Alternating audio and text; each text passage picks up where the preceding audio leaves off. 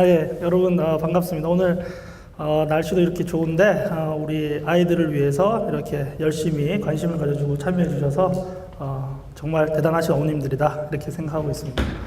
오늘 제 강연 주제는 우리 아이 뇌 건강 살펴보기로 정했는데요. 제가 진료실에 있다 보면 어머님들이 오셔가지고 우리 아이들이 좀 요즘에 이상한 증상을 보인다든지 이상한 감정 상태를 보인다든지 이상한 행동을 보인다 이렇게 찾아오시는데, 대부분은 뭐 최근에 내가 키울 때는 문제가 없었는데 할머니 손에 크면서 약간 이상한 행동을 보인다든지 뭐 부부 싸움을 본 다음부터 이상한 정서 상태를 보인다 이런 식으로 이제 얘기하는 경우가 많아서, 단순 심리 문제 때문에 우리 아이들이 좀 아주 특이한 행동을 보인다 이렇게 이제 보는 경우가 많이 있는데, 보통은 단순 심리 문제로는 이제 병원까지 올 일은 좀 적은 편입니다. 그래서 좀 복잡하고 아주 좀 희귀한 경우, 그런 경우에 병원에 찾아오게 되는데, 그때는 아이들이 단순 심리 문제뿐만 아니라 뇌기질적으로 문제가 있을 때 그게 합쳐가지고 오는 경우가 많다. 그래서 그거를 오늘 좀 꼭 말씀드리고 싶고, 그거를 그 정도만 기억하고 가셔도 될 것 같습니다. 여기 우리 이제 뇌 사진인데 이제 보기만 해도 좀 어지럽죠. 이게 굉장히 좀 어려운 구조물이고, 그래서 뇌는 각각의 영역들이 있는데 이 각각의 영역들마다 자기의 역할이 다 있어요. 그리고 그 영역들끼리 또 연합해서 여러 가지 행동을 보이고 하는 거죠. 그래서 이런 뇌 기질적인 문제로 나타날 수 있는 가장 비근한 예가 소아강박증인 것 같아서 일단 소아강박증에 대해서 조금 말씀을 드리겠습니다. 우리가 이제 강박증이라고 하면은 보통은 강박 이러면 어떤 사건, 사물에 사로잡혀 있다 이렇게 이제 보통 생각하시는데, 강박증의 정의 자체는 내가 참으려고 해도 머릿속으로 자꾸 어떤 사고가 침범해 들어오는 경우가 있어요. 아이들 머리에도 아이들이 참으려고 하는데, 보통 제가 이제 초진 때 아이들한테 물어봅니다. 머릿속으로 자꾸 어떤 사고가 떠오르는 게 있니? 어떤 장면이 떠오르는 게 있니? 억제하고 싶어도 계속 그런 게 떠오르는 게 있니? 이런 걸 물어보게 되는데, 그런 사고를 우리가 강박사고라고 하죠. 근데 내용이 좋은 내용은 아니에요. 이렇게 편안하고 아름다운 사고는 아니고 좀 안 좋은 사고들이 떠오르게 되죠. 그러면 아이들은 불안한 마음을 느끼게 되고 그거를 풀려고 어떤 행동을 하게 됩니다. 그걸 이제 중화행동이라고 하는데 강박행동이라고 하는 거죠. 그래서 강박사고가 떠오르고 불안한 마음이 떠오르고 어떤 행동을 하면 우리가 그거를 강박증의 가능성이 있다 이렇게 이제 볼 수 있는 거죠. 그래서 가장 더 비근한 예가 세균같이 이런 더러운 것들, 오염에 내 막 손이 오염되고 그런 사고 자꾸 떠오르고 자꾸 씻고 싶다. 근데 한 번, 두 번, 세 번, 또 숫자도 꼭 지켜요. 3번, 5번, 7번 이런 식으로 씻고 이런 행동을 반복할 때는 우리가 조금 강박증 가능성이 있다 이렇게 볼 수 있는 거죠. 근데 이제 옛날에는 이런 문제를 좀 심리 문제로만 풀려간 경우가 있다는 거예요. 이분 이제 프로이트라고 하는 분이죠. 이제 유명한 분이신데, 이분은 이제 아이들을 정서 상태로 구강기, 항문기, 남근기, 잠복기, 성기기 이런 식의 발달 단계를 거쳐갖고 아이들이 자라나고 정서가 발달한다. 그리고 이 과정 중에 어떤 문제가 있으면은 그게 정신병적으로 발전할 수 있다 이렇게 이제 생각하신 분이에요. 그래서 강박증 같은 경우에는 만 생후 1세에서 3세까지를 이제 항문기라고 하는데, 이 시기에 소아 성욕이 이제 항문 쪽으로 집중되는 시기예요. 그래서 그때 배출할 때 쾌감도 느끼고 또 배출하면 안 된다 이렇게 억제하는 걸 학습하면서 자기의 이제 자아를 성숙시키는 단계라고 본 거죠. 근데 이 시기에 부모님들이 너무너무 센 배변 훈련을 시킨다든지 아니면은 너무 빠른 배변 훈련을 시킨다든지 아니면 지나치게 청결을 강조하는 경우가 있어요. 그때 아이들이 강박증에 빠진다 이렇게 생각했던 거예요. 근데 이 이론은 요즘에 이제 공격을 많이 받고 있고 거의 선용하지 않는 이론인데, 아이가 이제 처음부터 타고난 기질은 생각하지 않고 태어난 이후에 어떤 경험 중에 강박증이 생긴다 이렇게 이제 보는 거죠. 성인 우리 소아 강박증이 왔는데 뭐 체면을 걸어가지고 항문기 때 뭐 강한 배변 훈련을 당했니? 이런 식으로 이제 접근하게 되는 거죠. 근데 이거는 요즘에 좀 맞지 않다 이렇게 보고 있습니다. 그래서 강박증 같은 경우에는 뇌의 특정 부분들이 내 행동을, 충동을 통제한다든지 정서적 충동을 통제한다든지 아니면은 좀 합리적인 사고와 감정적인 사고를 잘 교류하는 영역들이 있는데, 그런 것들이 정상 작동을 하지 않은 아이가 어떤 특정 사건과 맞물리면서 강박 행동을 보인다는 게 이제 최근 이론이라고 보시면 되죠. 그래서 이렇게 비근한 예를 보면은 아이들이 강박증이라는 게 막 흔하게 생기는 병이 아닙니다. 당연히 뭐 100명 중에 한두 명 생기는 유병률인데, 우리 가족 중에 가족력이 많다, 굉장한 완벽주의자가 있다든지 강박증이 있다든지 하는 경우에는 아이가 강박증이 생길 확률이 35%로 뛴다고 보는 거죠. 그러니까 이제 뇌와 관계에 있다는 거죠. 남자아이가 여자아이들보다 1.5에서 2배까지 높고, 또 틱장애라고 이제 뒤에도 말씀드릴 텐데, 뭐 눈을 갑자기 깜빡깜빡 한다든지 목을 이렇게 돌리고 어깨 돌리고 하는 게 틱장애라고 하죠. 그래서 그런 틱장애 아동들이 소아강박증하고 유전적으로 굉장히 관계가 깊다. 그래서 우리 집안에 틱장애 분이 몇 분 있어도 아이는 틱 아니면 강박증 하나를 받을 확률이 굉장히 튀어오른다, 이런 것도 있습니다. 그래서 이 친구들은 뇌의 기능을 떨어뜨리는, 우리 이제 양방병원에서 쓰는 양약 중에 도파민 억제제라는 게 있는데, 그걸 쓰면 듣는데 항우울제 같은 성인 강박증에 쓰는 약을 들으면 잘 안 듣는 특징이 있어요. 그래서 이제 아까 말씀드린 것처럼 어떤 유전적인 요인도 있고, 임신 중, 출산 중, 또 일란성 쌍둥이 조사 이런 것들을 통해서 우리가 요즘 정신질환은 뇌기질 문제하고 굉장히 관계가 깊구나, 이런 것들이 이제 보편화되고 있습니다. 그 강박증은 저희가 이제 우리 이제 보통 어머님들이 아이가 어느 정도 수준이면 병원에 와야 되나 이렇게 이제 고민할 수가 있는데요.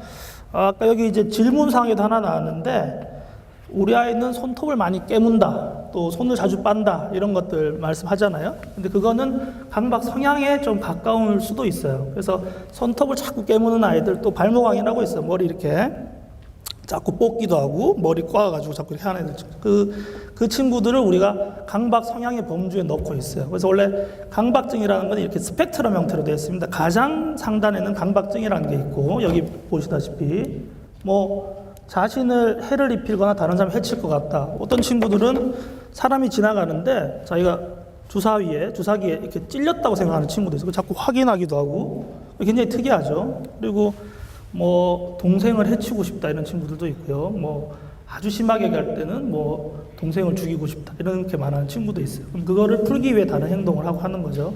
근데 그런 것들은 이제 바로 얘기하지는 않습니다. 어머님들한테 얘기 안 하고 아주 묵히고 삭혔다가 한 1년 넘어서 아이가 완전히 퍼져버려, 그런 사고 때문에. 그래서 굉장히 우울증 같이 많이 퍼지면 엄마가 이상하다 생각해서 이것저것 꼬치꼬치 캐물어 보면 이상한 얘기를 하는 거죠. 여기도 보다시피 뭐 지나친 종교적, 도덕적 의심 이런 것도 나오는데, 아주 독실한 기독교 집안인데 아이가 자꾸 하느님을 욕하고 싶다, 이런 말 친구도 있어요. 그러면 이제 너무너무 소중한 분인데 계속 욕을 하고 싶은 거죠. 그러니까 아이는 너무너무 괴로운 거예요. 그래서 계속 그런 거 시달리는 거죠. 그거를 풀기 위해서 손도 씻고 여러 가지 행위들을 반복하는 경우가 있죠. 그래서 아까 얘기로 돌아가면은 손톱만 물어뜯거나 이 정도에서는 사실 병원 안 오셔도 돼요. 그 경우는. 여기 이제 질문한 것도 손가락을 자주 빤다, 이걸 고쳐야 되냐, 한번 고쳤다가 나았는데 어떻게 될지 모르겠다, 꼭 고쳐야 되냐, 이런 식으로 하는데, 보통 소아과 가서 물으시면 아이가 심심해서 빤다 그래요. 근데 이제 우리가 볼 때는, 저희는 이제 한방신경정신과인데 강박 성향이 있다고 해석을 하는 거죠. 어떤 불안 사고가 머리에 들어오고 엄마가 보고 싶다든지 여러 가지 불안 사고 들어오고, 그거를 손가락 빠는 걸로 대체하는 친구죠. 그래서 나이가 자라면 그냥 해소되는 거예요. 근데 단지 그 친구는, 그런 성향이 있는 친구들은 막 이렇게 강압을 하거나 하시면 안 돼요. 막 다그치거나. 그래서 이 친구는 이런 성향이 약간 있으니까 내가 다그치지 말고 잘 키워야지, 이렇게 하면은 자연스럽게 없어진다 보시면 돼요.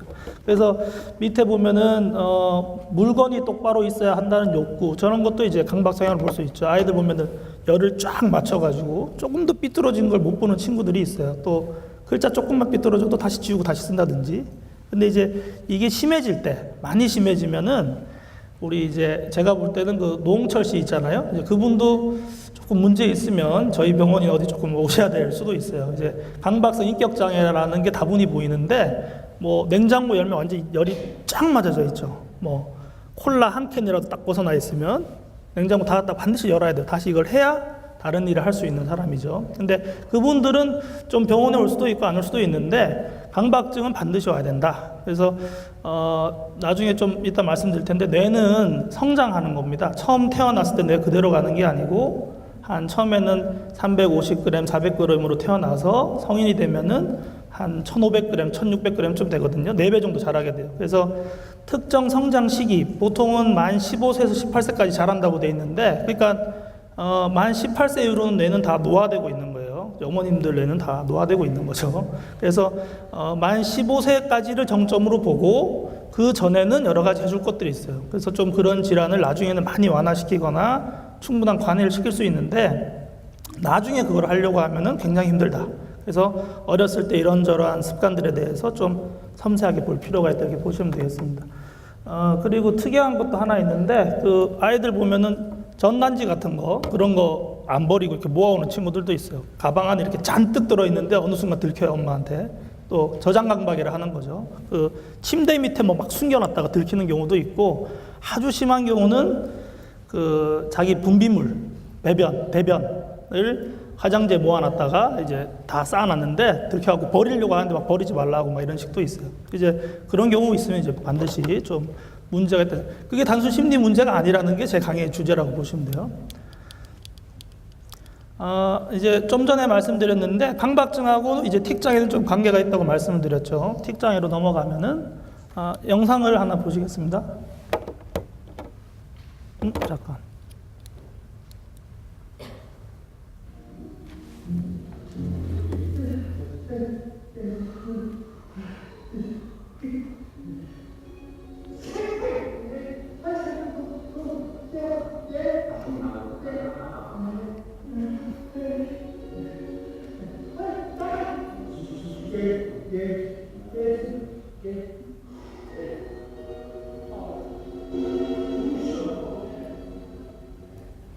예, 이 드라마 좀 보신 분 좀 계실 수 있을 것 같은데, 이제 괜찮아 사랑에서 이광수 씨가 한 역할이죠. 뚜레 증후군이라고 틱장애 얘기하는 거죠. 근데 이 정도 되면 뭐 두말 않고 병원에 옵니다. 이제 너무너무 심하니까 누가 봐도 좀 무슨 병인지는 몰라도 좀 비정상으로 보이는 거죠. 말을 이렇게 나가 뭐 이런 식으로도 하고, 얼굴을 막 오만상 찡그리기도 하고, 어깨도 돌리고 이런 식인데, 이런 분은 한 10,000명에 한 4명 정도 있어요.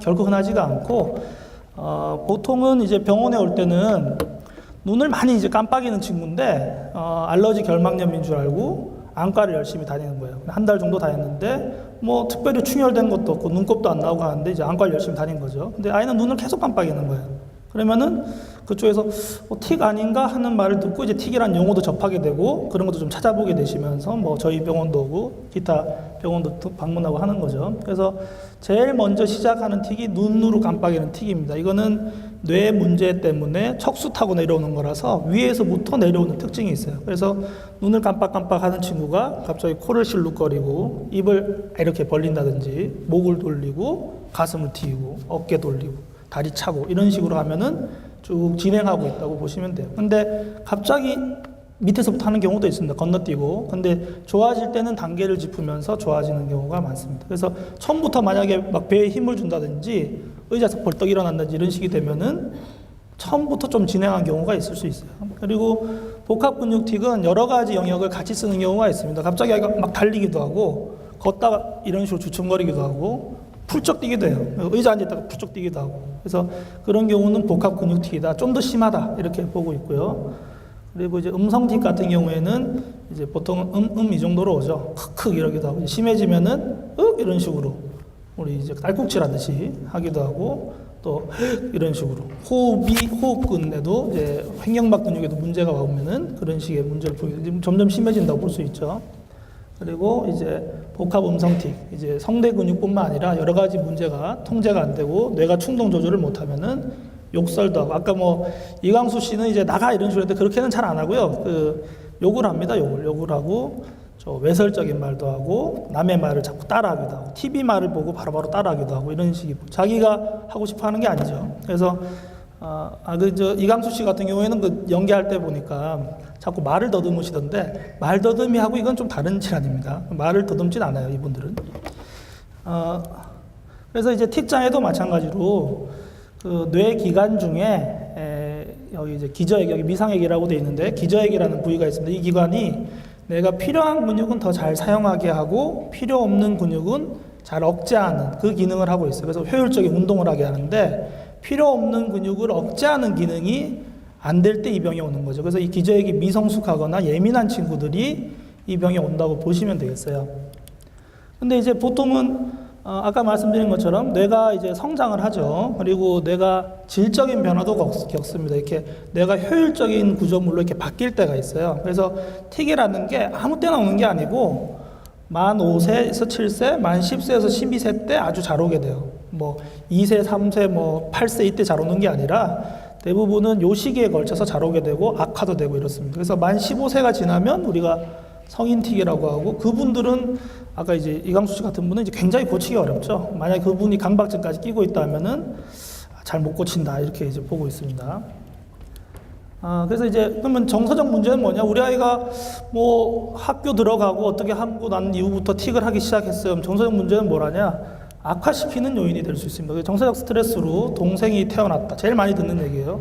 뭐 이사했다. 유치원에 입학한 이후에 뭐 어찌고 저찌고, 또 뭐 유치원에서 친구들 앞에서 혼자 이렇게 발표를 하는데 발표는 안 하고 눈만 끔뻑끔뻑 하고 있더라. 이런 식으로 이제 병원에 오는 경우가 있죠. 그리고 뭐 워터파크 같은 데 갔는데 뭐 엄청 내가 흥분한 상태에서 체력이 확 저하되면은 아이들이 막 또 틱이 심해지는 경우도 있고요. 그리고 이제 요즘에 제일 문제되는 게 이건데, 막 화면 전환이 빠르고 색감이 막 너무 좋고 이런 화면 저녁에 노출될 때, 또 닌텐도 게임 같은 거, 특히 스마트폰 게임에 많이 노출되는 경우에 아까 기저액이 미성숙한 아이들은 틱이 좀 나온다는 거죠. 그래서 틱은 오전 오후에는 약하고 저녁에 심해지는 특징이 있고 잘 때는 안 하는 겁니다. 만약에 이게 뭐 비염이 있다거나 결막염이 있는 친구는 잘 때도 비빌 수도 있고요. 그거는 계절성도 띄고 오전에 오히려 더 심할 수도 있고 이런 것들인데, 얘는 좀 정서적인 거하고 맞물려 가지고 더 심해졌다 덜 심해졌다 하는 거죠. 근데 기저인 미성숙은 없는데 얘네들만 있다. 뭐 정서적 스트레스를 준다. 어머님들은 이제 다 자란 거잖아요. 아까 그 뇌기관이. 그래서 그 뇌기관이 다 자란 사람한테 막 괴롭혔어요. 막 시어머니가 괴롭히고 이래요. 그래도 그 어머님들은 틱 안 합니다. 그러니까 이거 하고도 이 병이 틱이라는 병을 만든 건 아니라는 거예요. 그런 우리가 정신과에서 보는 병을 만든 게 아니라는 거죠. 이거는 이제 저희 병원에서 사용하는 이제 평가 척도인데, 이제 예일 틱 평가 척도로 틱 평가 척도에 이걸 작성하고 28점이 된 친구가 치료하고 이제 많이 떨어진 걸 우리가 확인할 수 있고요. 그리고 요거는 이제 뒤에서 말씀드릴 텐데 주의력하고도 관계가 있어요. 그래서 종합 주의력 검사라는 걸 해가지고 문제가 있었던 영역에 대해서 치료 후에 이제 개선이 된다 이렇게 보시면 되고, 그러니까 저런 것들이 같이 이루어지면서 틱이 같이 줄어들면은 틱의 재발 가능성 굉장히 떨어진다고 보시면 돼요. 요거는 이제 테이블 위에 있는 게 이겁니다. 그래서 부모아이 행동평가라고 여러 가지 항목이 있어요. 막 90까지, 100까지 항목이 있는데, 한 90까지 되는데, 그걸 이제 체크를 하시면은 같은 항목에 중첩 체크가 되면은 그게 이제 스케일화돼서 이렇게 뜨는 거예요. 그래서, 우리 함정수가 많이 있죠, 그 항목에. 그래서, 우리 아이가 뭐 강박 사고도 있고 주의력 문제도 있었는데, 치료 이후에 이렇게 개선되는 걸 확인할 수가 있습니다. 그리고 이제 이건 배경뇌파 검사라는 건데, 정상적인 아이는 이제 뇌파 중에 세타파라는 게 있는데 이런 식으로 보여야 되는데, 이 전두엽 쪽에 이렇게 세타파가 많이 나오면은 우리가 틱이나 ADHD를 의심할 수 있는 거죠. 그게 이제 치료 후에 이렇게 개선되는 걸 확인할 수, 이렇게 되면 이제 아주 해피하게 가는 거죠. 그 틱 중에 아까 이제 2세 이런 친구들도 얘기했는데, 아이고 우리 꼬맹이 있네요. 그래서 만약에 저런 친구들한테 우리 저 귀염둥이 윙크 해볼까 하는데 아이들이 자꾸 이렇게 하죠 보통은. 근데 윙크 해볼까 했는데 아이가 이렇게 윙크 했어요. 그럼 그 친구는 병원 와야 되는 겁니다.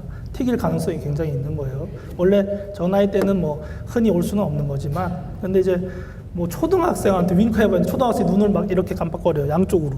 그럼 말이 안 되죠. 그러니까 어린 친구들은 소근육 발달이 잘 안 되기 때문에 자기 몸이 통제가 안 돼서 윙크 같은 걸 못 하는데, 다 큰 친구는 그런 거 다 할 수 있어야죠. 그런 것도 하나의 우리가 이제 포인트로 볼 수, 그러니까 어머님들이 아이를 이렇게 섬세하게 좀 보셔야 돼요. 이렇게 관여하게. 그래서 보시고, 또 그게 좀 심한 경우에는 선생님들을 통해서 이제 얘기가 나오기도 하는 거죠.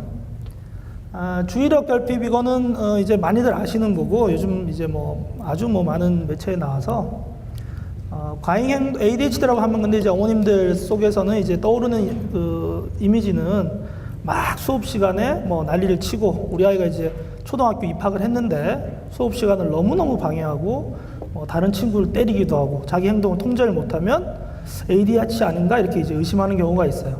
근데 지금 오늘 제가 말씀드리고 싶은 거는 ADHD 중에 조용한 ADHD가 있다. 아이가 이제 수업도 잘 듣고 조용한데 그 친구가 ADHD 이렇게 진단 나가는 경우가 있어요. 그걸 이제 옛날에는 ADD라 불렀는데 요즘에는 이제 주의력 결핍 우선형 ADHD라고 하는 거죠. 그래서 주의력 결핍만 있는 친구는 주의력 결핍 우선형 ADHD라고 하고, 주의력 결핍도 있고 이게 과잉 행동, 충동성 다 있는 경우에는 복합형 ADHD, 우리가 이제 흔히 아는 그 ADHD가 되는 거죠. ADHD도 마찬가지로 이 뇌 기관 중에 여기가 이제 앞쪽입니다. 뇌 이쪽이 뒤쪽이고, 이 앞쪽 밑에 눈 바로 위에 있는 이 영역, 이제 이 영역이 자기의 기능을 못할 때 우리가 충동 조절을 못하게 되는 거예요. 그래서 내가 조용하게 그 수업 듣고 있는데 일어나고 싶은 생각이 들죠. 근데 아이들 다 가만히 앉아서 수업 듣고 있잖아요.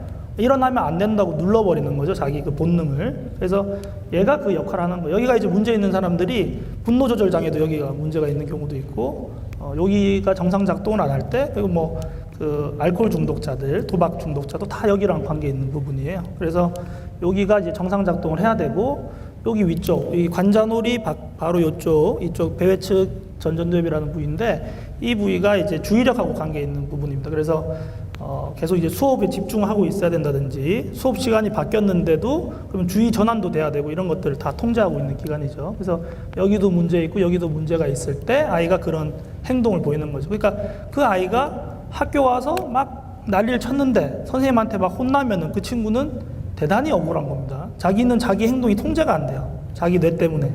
근데 걔가 마치 뭐 도덕적으로 비난받고 막 나쁜 아이 취급당하고 이러면 이제 본인은 대단히 억울해지는 거죠.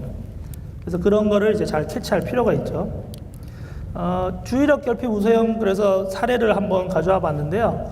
8살짜리 여자아이고 초등학교 2학년인데 조증상이 정리정돈을 잘 못하고 인지반응 속도라는 거는 뭐 이렇게 말 같은 걸 걸었을 때 이렇게 바로바로 대답하는 속도를 얘기하는 거예요.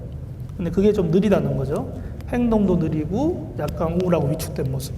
우울하고 위축된 모습은 살짝 이제 표정이 좀 없어요, 이 친구들이. 그래서 보면은 표정이 좀 없는 친구가 좀 느릿느릿하고 힘이 없는 느낌이 드는데, 뭐 어떤 거 몇 살이니, 어느 학교 다니 이렇게 물어보면은 상당히 대답이 느리고 이렇습니다. 근데 이 친구들이 상당히 수업을 잘 듣는 것처럼 보이기 때문에 잘 안 들켜서 와요. 그러니까 고학년 올라가서 3학년, 4학년 돼서 성적이 바닥을 치면서 들켜서 오는 경우들이 있어요. 그러니까 수업을 듣고 있는 게 아니고 이렇게 백일몽하고 있는 거예요. 뭐 혼자 딴 생각 멍하게 있는 그런 경우들이 있어요. 그래서 과잉행동 ADHD는 원래 만 7세 전에 잘 진단이 되는 편이고, 너무 행동을 많이 보이니까. 그 친구들은 어렸을 때도 좀 이렇게 순한 친구들은 아니에요. 과잉행동 쪽들은 어머님들 막 애먹이고 어렸을 때도 막 자꾸 깨기도 하고 이런 친구들이 있고, 이 친구들은 오히려 순둥이, 너무너무 우리는 이제 말 잘 듣고 좋은 친구라고 보는데 이제 조금 아닌 경우도 있다는 거죠. 그래서 근데 이제 만약에 이런 형태로 성인분이 찾아오셨다 하면은 저는 우울증을 좀 의심해요. 이런 거랑 또 비슷해요. 느릿느릿하고 표정도 별로 없고 반응 속도가 굉장히 느리고 하신 분들. 근데 아이가 이렇게 오면은 주의력 결핍 우선형 ADHD를 제가 이제 의심하고, 아까 이제 뇌기능 검사 같은 거 그런 걸 통해 가지고 이제 확진하고 진단을 내리는 거죠. 그래서 이제 생물학적 요인하고 사회심적 요인이 합쳐서 학교 입학하고 이러면서 단체 생활하면서 두드러지는 거죠. 그래서 일반인들은 ADHD 발생률이 3에서 5%밖에 안 되는데, 가족력, 형제 이 교집합력이 25%쯤 됩니다. 그리고 쌍둥이다, 한 명이 ADHD다 그러면 90% 확률로 생기는 거예요. 굉장히 이제 관련이 있는 거죠, 생물학적으로.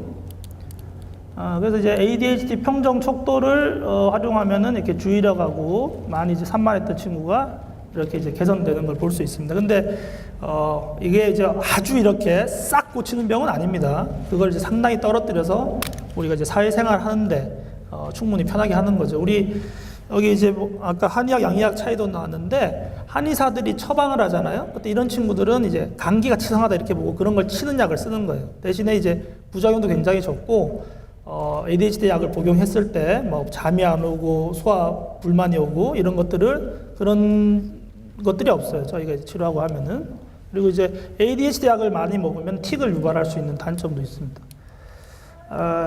요거는 이제 마지막으로 준비한 건데, ADHD 같은 경우에는 과잉 행동은 특히 내버려뒀을 때는 반항장애나 품행장애로 갈 확률이 좀 있습니다. 그래서 보통은 이제 과잉 행동 ADHD 때문에 치료하자고 하는 경우가 많죠. 뭐 어머니한테 막 덤비는 정도가 아니고 뭐 욕을 한다든지 폭력을 행사한다든지 이런 경우를 우리가 반항장애라고 하는 거죠. 분리불안장애인데 이거는 이제 우리 이제 소아 불안장애에서만 쓰는 표현이라고 보시면 돼요. 이제 불안장애는 여러 가지 카테고리가 있는데 소아 불안장애는 이제 쓸 수 있는 유일한 불안장애가 분리불안장애라고 보시면 됩니다. 우리 이제 주 양육자 또 주 애착 대상자하고 영원히 없어지지 않을까 아니면은 우리 엄마가 죽지 않을까 이런 불안에 휩쓰인 거를 우리가 분리불안 장애라고 하는 거죠. 그러니까 단순히 이제 떨어져 있어서 불안만 오는 게 아니고 아이 머릿속에는 그러한 사고를 한다는 거죠. 이 친구가 라이누스라는 친구인데 아시죠? 예, 스누피 만화 보면 나오는 친구죠. 그래서 이 친구가 이제 늘 담요를 끌고 다녀요. 곰인형 끌고 다니는 애들 늘 그런 친구들이 우리가 분리불안을 의심해 볼 만한 친구죠. 그 걔네들이 담요가 엄마를 대신하고 있는 거죠. 스누피 만화 보면은 거기 나온 주인공들 좀 다 이상해요. 찰리 브라운부터 좀 거의 다 비정상이에요. 또 새도 그렇고 스누피 자체도 그렇고. 그래서 그 작가분이 굉장히 정신과적인 조예가 있지 않나 이렇게 생각하고 있습니다. 그래서 분리불안장애도 마찬가지로 여기에 관여하는 뇌기관은 이제 편도체라고 있어요. 편도체는 뇌기 중에 여기 빨갛게 표시한 거 있죠. 그래서 얘 이름이 이제 아미그달라라고 아몬드 비슷하게 생겼다고 해서 이제 편도체라. 여기는 이게 편도잖아요. 이건 아데노이드라는 거고. 그래서 편도체가 예민하네 하면은 우리 어머님들이 저한테 우리 아이 감기 잘 걸린다 이렇게 얘기하세요. 그럼 이제 서로 딴 얘기하고 있는 거죠. 그래서 영어가 좀 틀리다. 그래서 요 편도체가 요 기능은 뭐냐 하면은 우리 불났을 때 따르릉 하는 그 역할을 하는 거예요. 그래서 뇌에서 이게 이제 예민하게 타고나는 사람들은 굉장히 겁이 많고 아주 예민할 수 있는 거죠. 그래서 편도체가 적당히 예민해야 되는데 그러면 이제 위험으로부터 우리를 보호해 주는 거죠. 호랑이가 나타나면 내가 싹 피해야겠다. 그걸 이제 해주는 게 편도체 기관인데 이게 너무 예민한 경우에는 별것도 아닌데 계속 불안을 느끼는 상태가 되는 거죠. 그래서 요거는 지금 요게 뭐냐 하면은 뱀입니다. 뱀. 근데 원숭이가 지금 뱀을 먹고 있어요. 그러니까 완전히 겁을 상실한 상태죠. 그래서 원숭이의 편도체를 제거한 원숭이에요. 그러니까 뱀을 막 먹으려고 하는 거예요. 우리 어머님들이 뭐 편도체를 제거하면은 시어머니한테 덤빌 수도 있는 거죠. 그래서 그때는 이제 편도체가 참 없으면 좋겠죠. 그런 경우에는. 만약에 우리가 이제 시어머니를 봤는데 시어머니가 뭐 손톱이 날카롭고 이빨이 막 삐죽삐죽하고 수염이 나서 무섭다 하면은 그거는 요 대뇌 피질이 판정하는 거예요. 학습된 효과를. 근데 그런 게 아니죠. 시어머니를 보자마자 무섭잖아요. 그거는 편도체가 하는 거예요. 우리가 어디 여행을 갔는데 냉면 먹고 싶다 이러면은 그거는 편도체 기억이에요. 맛이나 향을 느끼는. 근데 이게 이제 정신과에서는 대단히 중요한 기관이다 이렇게 보시면 됩니다. 그래서 이제 분리불안 장애가 현실적으로 나타날 때는 보통 이제 등교 거부하고 좀 관계가 되는데 학교 공포증이라는 거하고 대비해서 보통 설명을 드리죠. 그래서 우리 어머니, 보호자하고 분리되는 거에서 굉장한 두려움을 느껴요. 그리고 학교뿐만 아니라 다른 데도 안 가려고 합니다. 집에서 계속 엄마하고만 같이 있으려고 하는 거예요. 왜? 엄마가 없어질까 봐. 계속 그 사고가 머리를 지배하니까. 심해지면은 아이들이 막 머리가 아프다 그래요. 그리고 복통도 일으키고 그다음에 우심, 구토, 막 토도 하고 그래요. 근데 아이가 막 토하고 이러는데 막 소화기관에 문제 있는 줄 알고 뭐 이제 우리는 한의사니까 함소화 이런 데만 다니면서 소화약만 먹는 거예요. 그래서 근데 이상이 없어요. 그런 경우에는 약간 이런 쪽으로 의심해 볼 수 있는 거죠. 그리고 우리가 이제 전문용어로 신체화 장애라고 하는데 유로시스라고 하는 거 있죠. 노이로제라고 하는 그걸 이제 아이들이 겪는 거죠. 그래서 아이들 우울증은 원래 가면성 우울증이라고 해서 아이들은 소아청소년기에는 엄마한테 나 우울해 이렇게 얘기 안 하고 짜증을 막 내고 갑자기 막 배가 아프다 그래요. 계속 배 아프다 그러고 설사하고 그런 시기를 많이 보여요. 그래서 보통 이제 분리불안 장애는 이제 여자아이들한테 더 흔하고 또 취학 전 아동들, 만 5세에서 8세 이런 아동들한테 좀 흔한 편이죠. 학교 공포증은 이제 학교에 문제가 있는 거죠. 학교 등교 거부를 하는데 이 친구들이 학교만 안 가려고 해요. 다른 데는 잘 놀러 다녀요. 근데 학교는 안 가려고 하는 거죠. 그럼 이제 학교에 뭔가 문제가 있는 거죠. 뭐 왕따가 있다든지 뭐 선생님이 너무 무서워서 괴롭힌다든지 이런 문제가 있다고 볼 수가 있죠. 당연히 이제 남자아이들한테 조금 더 흔하고 남자아이들이 조금 더 와일드하니까요. 그리고 이제 고학년한테도 이제 올 수 있는 거죠. 뭐 중학생인데 학교 가기 싫다, 분리불안 아닐까? 이건 이제 안 맞는 얘기인 거죠.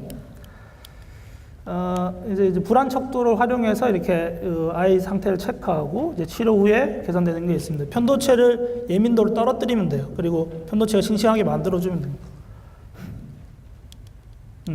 그래서 본데 이제 요즘은 핵가족이 문제라서 뭐 어머니 아버님 두 분에 아이 한 명이다. 그래서 완전히 가족이 똘똘 뭉쳐 있는 거예요, 처음부터. 그래서 막 늘 사랑해 하고 이제 늘 그렇게 지내는 거예요. 근데 아이가 편도체가 예민하다. 근데 그러면 엄청 정서적으로도 기대고 사랑을 굉장히 갈구하는 아동이 됩니다. 이제 그 상황에서 뭐 부부 싸움을 크게 했는데 어머님이 홧김에 뭐 나 확 나가버린다 이런다든지 뭐 죽어버린다 이런 과격한 표현을 쓰면 아이가 그걸 딱 들을 때가 있어요. 그리고 가족력 중에는 어머님의 공황장애하고 이게 좀 관계가 깊어요. 그래서 그런 분은 좀 조심할 필요가 있죠. 그래서 그 아이들이 딱 학교 가면은 이걸 시작하는 거예요. 그게 이제 계속 머릿속에 울리고 있는 거죠.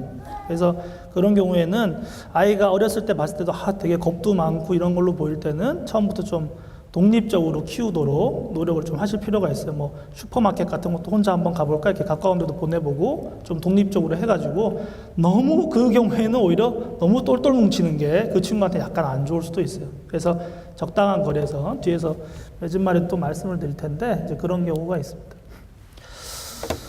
이거 제가 너무 빨리 한 것 같은데 말이 좀 빨라가지고 매진말은 일단은 다시 한번 강조드리고 싶은 거는 아이가 이제 정서적인 문제를 보일 때 또 정서적인 원인으로 인해서 어떤 신체화 증상을 보일 때 그게 이제 단순한 심리 문제가 아니라 뇌 기질적 문제와 관계가 있을 수 있고 아까 말씀드린 것처럼 뇌는 15에서 18세, 15세가 되면은 거의 성장이 완료되고 이제 퇴화가 시작되는데 그 전에는 우리가 할 게 많다.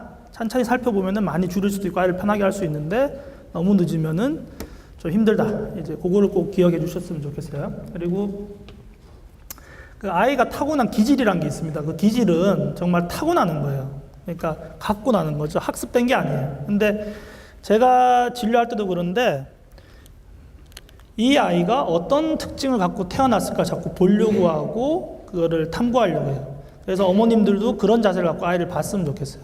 근데 요즘 보면은 아이가 만약에 되게 약하게 타고났어요. 되게 예민하고 되게 겁도 많고 이렇게 타고났는데 뭐 자수성가형 아버지들, 뭐 보수적이고 이런 분들 같은 경우 그런 걸 막 못 봐주는 아버님들도 있어요. 강하게 키우려고. 근데 그게 아이 정서에는 이제 좋지가 않죠. 그래서 그 친구들의 강점들이 있어요. 예민하고 섬세하면은 우리 아이폰 만든 스티브 잡스 같은 사람도 굉장히 그런 게 발달한 사람이죠. 그러니까 섬세한 사람이 요즘 시대에는 훨씬 더 성공할 수 있는 거예요. 옛날에는 용감해야 되는데 용감해야 사냥도 잘하는데 옛날엔 겁먹으면 못했지만 그래서 요즘은 섬세해야 된다. 그러니까 그게 우리 아이의 강점이라고 인정해줘요. 얘는 왜 이렇게 겁도 많고 이렇게 지적하지 말라는 거죠. 그래서 그걸 많이 키워주고 우리 아이는 섬세해 이렇게 키워주고 그걸 단점을 뭐 이렇게 감점으로 바꾸려고 하지 마시고 단점을 인정하고 그걸 오히려 장점도 있으니까 그래서 그거를 키워주고 아이들은 막 다 요즘 아이디얼 타입 있잖아요. 유재석 씨 같은 사람 만들려고 다들 노력하면 안 된다. 그래서 그 말씀을 좀 꼭 드리고 싶습니다. 그리고 옛날에는 이제 아까도 말씀드렸지만 저희 세대 때는 아버님이나 우리 어머님하고 거리감이 너무 멀죠. 그래서 옛날에는 그런 캠페인도 있었어요. 뭐 하루에 한 번씩 사랑하자, 말을 하자 이런 캠페인도 있었는데 요즘은 너무 가까워서 문제예요. 너무너무 가까이 있어서 A부터 Z까지 다 해주려고 하고 아이가 옷을 입는데 벌써 옷을 입혀주고 있어요, 어머님들이.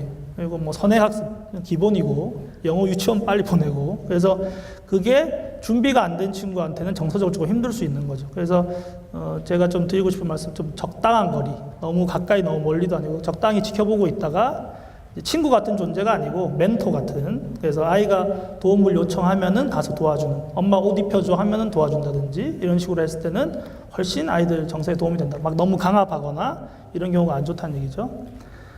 그리고 이제 마지막으로는 마찬가지 얘기인데 이제 어머님들이 요즘은 이제 학구열도 높고 하다 보니까 아이를 통해서 이제 어머님들의 자아 실현을 하시려고 하는 분들이 굉장히 많죠. 그래서 내가 정말 영어랑 피아노는 못했는데 이것만은 우리 아이한테 시키겠어. 이렇게 해서 막 하죠. 영어도 시키고 피아노 시키고. 그래서 저희 한의원도 오면은 대기실에 딱 들어오시면은 이제 어머니 뭐 이렇게 아까 평가책도 작성을 하세요. 이런 것들 작성을 하는데 아이한테 책 봐, 책 저기 책 많은데 빨리 책이나 봐 이렇게 얘기하시면 굉장히 많습니다. 근데 이제 보통은 어머님들이 책을 보면은 아이들이 따라서 보죠. 호기심이 나니까. 그래서 뭐 책을 어머님도 책 보고 또 아이도 그거에 호기심을 느끼고 어머님이 피아노 치고 있으면 아이들이 그런 호기심을 느끼죠. 이런 보여주기식 교육. 그래서 내 몸도 생각하고 내가 하고 싶은 것도 하면서 아이들도 좋은 교육도 되는 이런 것들을 하면은 저희 병원에 훨씬 안 오지 않을까 환자분들이 이런 것들 평소에 좀 생각을 그런 걸 계속 반복해서 접하고 있어요. 보호자분들을 통해 가지고. 이 정도면은 오늘 제가 준비된 강연은 다 말씀드린 것 같고요. 질문을 아까 중간에 다 답변을 드렸는데 뭐 추가로 혹시 질문할 거 한두 개 있을까요? 없으시면은 여기서 강연을 좀 마치. 예. 틱은요 계속 반복적으로 나타나는 거예요, 아니면 어떤 시기에 이렇게 나타나서 없어졌다는 거예요? 그래서 보통은 틱이 나타나서 계속 진행되면은 잘 판단이 될 거예요, 어머님들이. 근데 일단은 말씀드릴 게 일과성 틱이라는 게 있어요. 아주 짧게 하다 많은 틱. 그러니까 뇌가 처음에 태어났을 때는 굉장히 미성숙하기 때문에 아주 정상적인 뇌라 하더라도 아까 기저에게 문제 없는 뇌가 태어났다 하더라도 아주 강한 정서적 충격을 얻어맞으면 틱을 할 수 있어요, 잠시. 그래서 보통 그게 소아과에서 얘기하는 거예요. 그냥 아는 척하지 말고 모른 척하고 있으면 안 하고 평생 안 한다. 그게 그런 틱이고 아까 같이 그런 문제 있는 애들은 했다가 없어졌다가 또 나타나요. 그리고 또 없어졌다 또 나타나고 하면서 점점 발전하는 형태를 띠는 경우가 많아요. 그때는 문제가 있는 거죠. 그리고 이제 아주 심한 경우에는 음성틱도 하고 근육틱도 하고 계속 하는 경우가 있어요. 1년 이상. 그때는 이제 만성틱이나 두 가지 하면 뚜레증후군 진단명이 나갈 수 있는 거죠. 그래서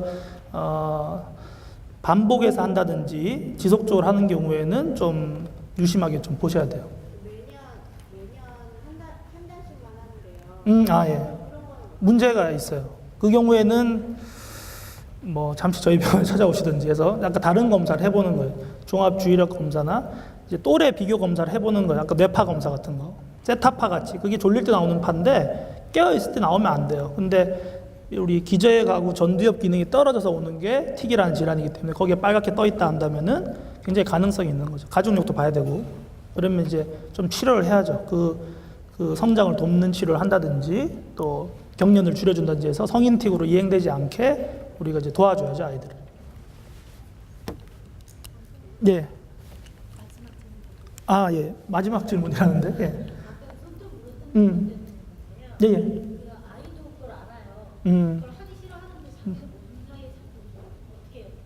그러니까 그게 되게 어려운 문제인데 우리가 뭐 여기 쓴 약도 바르고 막 하잖아요. 옛날식으로 뭐 골무도 끼우고 그게 다 의미가 없어요, 사실은. 그래서 아까 말한 것처럼 그 친구의 여기가 충동 조절이 안 돼서 어머님이 보셔야 되고 우리 아이가 강박 성향이 조금 있을 수 있겠구나. 강박 성향 밑에 있는 게 습관장애예요. 습관장애 밑에가 습관이에요. 뭐 이렇게 하는 습관 있잖아요. 이렇게 하는 다리 떠는 그거는 불안 사고하고 관계가 없어요. 강박 사고 없이 그냥 몸이 혼자 이러고 있는 거예요. 근데 그게 조금 있으면 뭐 내가 엄마 젖꼭지를 어렸을 때 충분히 못 빨았는데 좀 더 빨고 싶다든지 아니면 선턱을 잡고 이렇게 깨문다든지 이런 게 오고 그게 만약에 고등학교까지 지속이 됐다. 그러면 여기 손톱이 남아있는 손톱이 없어요. 그러면 습관장애 진단을 해서 치료를 해요. 강박증 같이 치료해요. 근데 그렇게 아주 어린아이 같은 경우에는 그런 성향이 있다고 지켜보시면 없어지는 경우가 대부분입니다. 맞아요. 그래서 보통 습관 반전 기법이라는 게 있어요. 이걸 하고 싶을 때 자기가 느낄 때 이거 말고 다른 데 누르라든지 뭐 저희는 이제 뇌관열 이런 데 누르라고 하는데 그러면 약간 조정, 그걸 이제 행동 수정 요법이라 하거든요. 그래서 그런 거를 좀 권하게 돼서 행동 수정 요법을 아이가 실천하면은 칭찬해 줘야 돼요. 손목 눌렀니? 오늘 몇 번 눌렀어? 물어보고 맞으면 스티커도 붙여주고 채우면 선물도 주고 칭찬도 해주고 그러면은 행동 수정이 된다고 보는 거죠. 그렇게 응용해 볼 수 있어요. 근데 생각보다 잘 안 돼요, 그게. 그래서 그냥 지그시 믿고 기다려 주시면 돼요, 대부분은. 특별한 문제는 아닐 수 있으니까. 예, 그러면은 네, 여기까지 하고 예, 오늘 만나게 뵙게 돼서 감사합니다. 예, 수고하셨습니다.